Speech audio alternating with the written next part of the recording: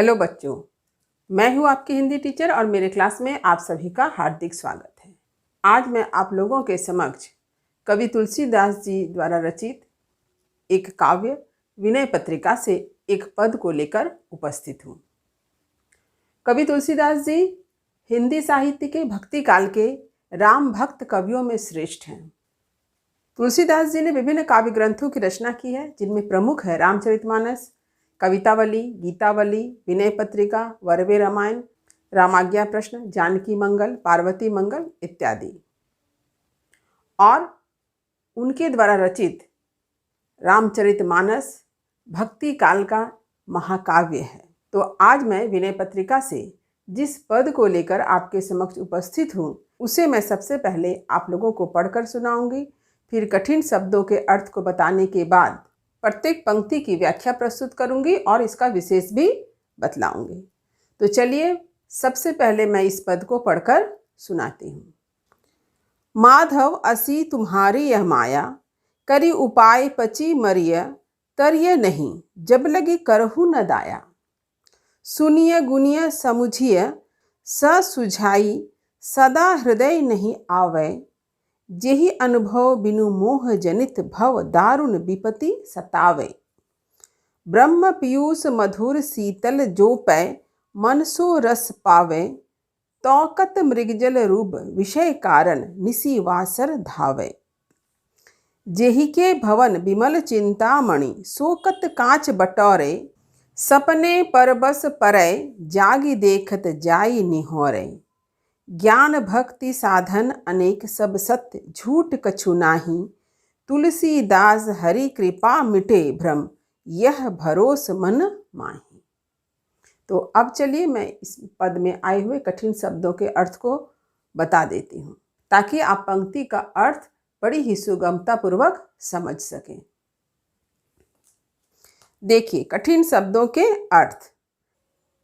माधव, माधव का अर्थ है ईश्वर। आप सभी जानते हैं कि माधव किसे कहा जाता है? श्री कृष्ण को। तो आप सभी के मन में यह सवाल जरूर आएगा कि तुलसीदास जी तो श्री राम के भक्त हैं, तो उन्होंने माधव क्यों कहा? तो मुझे ऐसा लगता है कि प्रभु श्री राम और श्री कृष्ण दोनों ही भगवान विष्णु के अवतार माने गए हैं। और इसके साथ ही साथ कवि तुलसीदास जी ने सिर्फ प्रभु श्री राम की ही वंदना नहीं की है, बल्कि प्रभु श्री राम के साथ साथ अन्य देवी देवताओं की भी स्तुति की है।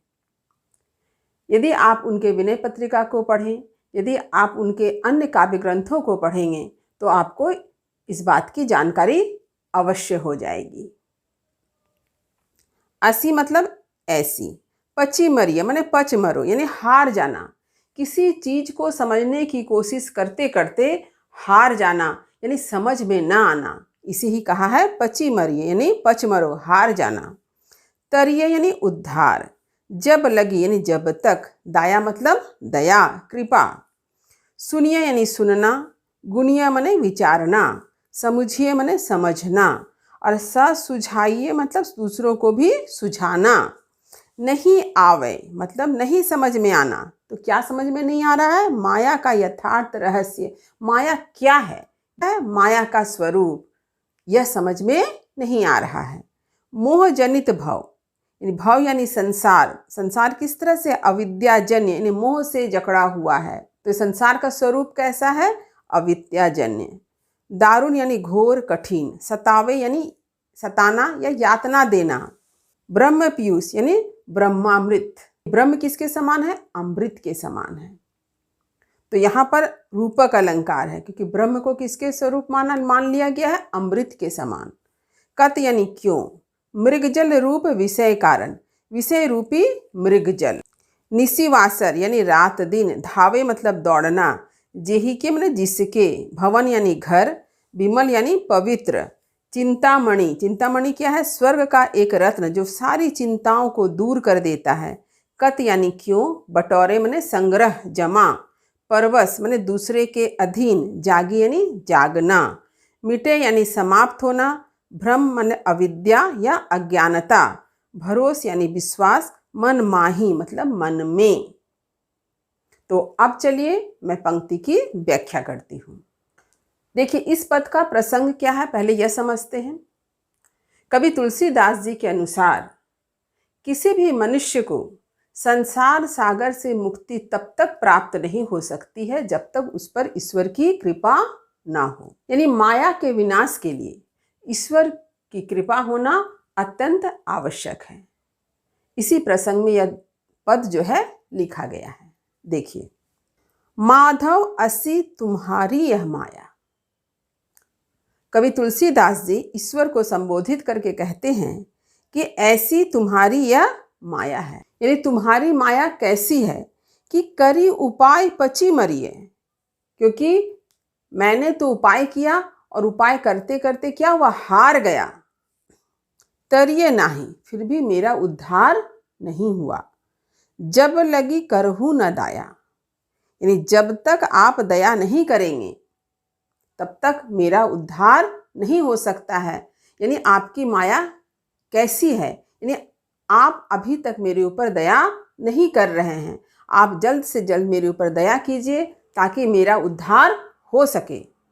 तो तुलसीदास जी का कहना है कि माया के फंदे से मुक्त होना तभी संभव हो सकता है जब आपके ऊपर ईश्वर की अनुकंपा हो। यदि ईश्वर की अनुकंपा आप पर नहीं है तब आप क्या करेंगे, माया मोह में फंसे रहेंगे, माया के बंधन से जकड़े रहेंगे, इसी संसार में दुख भोगेंगे। क्योंकि आप विषय वासनाओं के अधीन होने के कारण आपको क्या मिलेगा, सिर्फ दुख ही दुख मिलेगा। तो इसीलिए ईश्वर से यह प्रार्थना है कि आप जल्द ही मेरे ऊपर कृपा करें ताकि मैं माया के बंधन से मुक्त हो सकूं। पुनः कवि क्या कहते हैं, सुनिए गुनिए समुझिए स सुझाइए, सदा हृदय नहीं आवे। कहते हैं कि वह सुनते हैं, विचार करते हैं, समझते भी हैं और दूसरों को समझाते भी हैं। क्या समझाते हैं, माया के बारे में। तो माया के विषय में वे सुन रहे हैं, समझ रहे हैं, विचार कर रहे हैं, दूसरों को भी समझा रहे हैं, लेकिन क्या होता है, सदा हृदय नहीं आवे। लेकिन उनके हृदय में आज भी ज्ञान का उदय नहीं हुआ है कि वे माया के यथार्थ स्वरूप को समझ सके। यानी वो आज भी अज्ञानता में पड़े हुए हैं। उनके हृदय में आज भी अज्ञानता विद्यमान है। वे अज्ञानता के अंधकार से घिरे हुए हैं। इसलिए इतने विचार करने पर, इतना कुछ समझने पर भी उनका माया के यथार्थ स्वरूप से परिचय नहीं हो पा रहा है, माया के सही स्वरूप को नहीं समझ पा रहे हैं। जेहि अनुभव बिनु मोह जनित भव दारुण विपत्ति सतावे। और वे कहते हैं कि जब तक उन्हें इस बात का अनुभव नहीं होगा, जेहि अनुभव बिनी, यानी जब तक वे इस स्वरूप को नहीं समझ पाएंगे, जब तक उन्हें अनुभव नहीं प्राप्त होगा, माया का सही स्वरूप नहीं जान पाएंगे, तब तक क्या करेंगे वो, इस मोह जनित भव, यानी मोह से भरे हुए भव यानी संसार में दारुण विपत्ति सतावे, उन्हें कठिनाइयाँ, विपत्तियाँ क्या करेंगी, सताएंगी, यातना देंगी। यानी माया के स्वरूप को नहीं समझने के कारण क्या हो रहा है, उनका मन स्थिर नहीं है, उनका मन चंचल है, विषय वासनाओं में डूबा हुआ है। इस कारण उन्हें संसार से सिर्फ यातना मिल रही है, दुख कष्ट मिल रहा है। यानी माया के स्वरूप को न समझने के कारण ही, माया मोह के बंधन में फंसे रहने के कारण ही मनुष्य क्या है, जन्म मरण के चक्र में फंसा रहता है। और जब तक जन्म मरण के चक्र में फंसा रहता है तब तक मनुष्य को सच्चे सुख की प्राप्ति नहीं होती है। सच्चे सुख की प्राप्ति कब होती है, जब वह माया के बंधन से मुक्त होता है। ब्रह्म पीयूष मधुर शीतल जो पै मन सो रस पावे। वे बताना चाहते हैं ब्रह्म यानी परमात्मा ईश्वर किसके समान है, पीयूष यानी अमृत के समान है। ब्रह्म किसके समान है, अमृत के समान है, मधुर है और क्या है, शीतल है। ब्रह्म का स्वरूप कैसा है, मधुर और शीतल है। इससे लोगों को क्या प्राप्त हो रही है, मधुरता प्राप्त हो रही है और शीतलता प्राप्त हो रही है। जो पै मन सो रस पावे, और जिस व्यक्ति को यह ब्रह्म मिल जाए तो क्या होगा, वह उसी में आसक्त हो जाएगा। तो कत मृगजल रूप विषय कारण निसी वासर धावे। तो जिस व्यक्ति को ईश्वर की प्राप्ति हो जाए वह व्यक्ति क्या करेगा? ईश्वर में ही डूबा रहेगा। वह व्यक्ति मृगजल रूप यानी मृग की भांति इधर उधर नहीं भटकेगा। शोकत माने वह क्यों? मृगजल रूप यानी मृग के समान पानी के लिए इधर उधर भटकना। तो वह व्यक्ति तोकत, वह व्यक्ति क्यों? कत मतलब क्यों? मृगजल रूप यानी मृगजल के समान विषय कारण यानी विषय वासनाओं में निशिवासर धावे, रात दिन। निशिवासर यानी रात दिन, धावे माने दौड़ना। क्यों दौड़ेगा? कहने का तात्पर्य यह है कि जिस व्यक्ति को अमृत समान ब्रह्म की प्राप्ति हो जाए वह व्यक्ति विषय वासनाओं के पीछे कभी नहीं दौड़ेगा। ये विषय वासना किस तरह से है? मृगजल की भांति है। जैसे आप लोगों ने देखा होगा कि रेगिस्तान में लोग भी भटकते हैं इधर उधर जल की तलाश में, और यहाँ पर मृगजल यानी हरिण जल के तलाश में इधर उधर भटकता है। तो आपने मरुस्थल के बारे में सुना ही होगा, मृग मरीचिका। ये क्या है? मृग तृष्णा कहते हैं जिसे। आपको दूर से लगेगा पानी है, लेकिन आप जब वहाँ पहुँचेंगे तो वहाँ आपको पानी नहीं मिलेगा। यानी पानी की तलाश में इधर उधर भटकना। ठीक लोग भी क्या करते हैं? इसी तरह से ईश्वर की तलाश में इधर उधर भटकते हैं। लेकिन यदि किसी को ईश्वर की प्राप्ति हो जाए तो वह क्या करेगा? वह ईश्वर को अपने हृदय में बसाएगा और अपने हृदय से जो दुर्भावनाएं हैं, जो विषय वासनाएं हैं, उसे दूर करेगा, उसे समाप्त कर देगा। वह कभी भी विषय वासनाओं के पीछे दौड़ेगा नहीं। जेहि के भवन विमल चिंतामणि शोकत कांच बटोरे। फिर उन्होंने क्या उदाहरण दिया है? जेहि के भवन यानी जिसके घर में विमल चिंतामणि। तो चिंतामणि क्या है? एक प्रकार का रत्न है जो हमारी सारी चिंताओं को दूर करता है। तो अगर किसी के घर चिंतामणि नाम का कोई रत्न हो तो वह व्यक्ति शोकत कांच बटोरे। तो वह व्यक्ति कांच क्यों संग्रह करेगा? कांच क्यों जमा करेगा? जिसके पास अगर रत्न हो तो उसे कांच की क्या लालसा? वह कांच कभी संग्रह नहीं करेगा। यानी जिस व्यक्ति को ईश्वर की प्राप्ति हो जाए, जो व्यक्ति ईश्वर के स्वरूप को समझ लेगा, वह व्यक्ति संसार के माया मोह के बंधन से दूर हट जाएगा। वह विषय वासनाओं से मुक्त हो जाएगा। वह विषय वासनाओं के पीछे नहीं दौड़ेगा। तो यहाँ पर चिंतामणि ईश्वर को कहा जा रहा है और कांच कहा जा रहा है विषय वासनाओं को। सपने पर बस परे। यहाँ पर कवि कहते हैं कि यदि कोई व्यक्ति सपने में परबस परे, वह क्या देख रहा है? कि वह माया के अधीन है। यदि कोई व्यक्ति सपने में देख रहा है कि वह माया के अधीन में है, जागी देखत जाई निहोरे, तो पर वह जागने पर किससे निहोरा करेगा? ज्ञान भक्ति साधन अनेक सब सत्य झूठ कछु नाही। अब कवि तुलसीदास जी कहते हैं कि ईश्वर को प्राप्त करने के इस संसार में अनेक साधन हैं। उस साधन में विशेष क्या है? ज्ञान और भक्ति। यानी ज्ञान और भक्ति को अपनाकर आप ईश्वर को प्राप्त कर सकते हैं। झूठ कछु नहीं, यह सत्य है, यह झूठ नहीं है। तुलसीदास हरि कृपा मिटे भ्रम यह भरोस मन माही। और तुलसीदास जी यह कहते हैं कि हरि कृपा, ईश्वर की कृपा ही जो होती है वह भ्रम यानी संदेह संशय को मिटा सकती है। यानी आपके ऊपर जब ईश्वर की कृपा होगी तो सारा भ्रम जो है वह दूर हो जाएगा, सारा संदेह दूर हो जाएगा। यह भरोस मन माही।